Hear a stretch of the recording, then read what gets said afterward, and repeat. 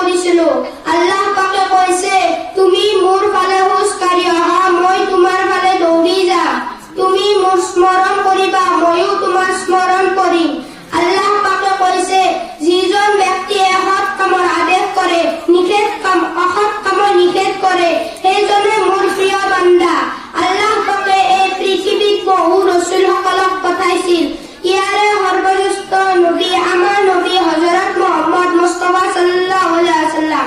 আমাৰ নবীৰ জন্মৰ 6 মাহ আগতে দেউতাকৰ ইন্তেকাল হয় আৰু জন্মৰ 6 মাহ পিছতে মাকৰ ইন্তেকাল হয়। আমাৰ নবী সৰু কালতে লালন পালন কৰিছিল হযৰত হালিমাতুছ সাদিয়া নামৰ মহিলা এগৰাকী। হযৰত হালিমাই হযৰত মুহাম্মদ সাল্লাল্লাহু আলাইহি ওয়াসাল্লামক যিমান নিজৰ কাষত ৰাখিছিল, তেওঁৰ ভেড়াবিলাক মেধা আৰু মহুল হৈ পৰিছিল।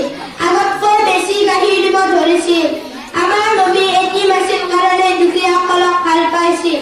আমাৰ নবীয়ে কৈছে, আল জান্নাতু তাহতা আকদামিল উম্মাহাত, তোমালোকৰ মাক আৰু দেউতাকৰ ভৰিৰ তলত জান্নাত।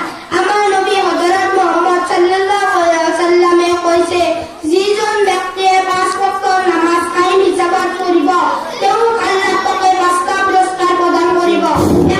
बस নাহিদ जुनाइद জুনাইদ जा কোন মুক্তাব নাম কি না মিনহাজুল রিসার্চ মডেল স্কুল তারা গেছে तारा मुल्लरा আপনার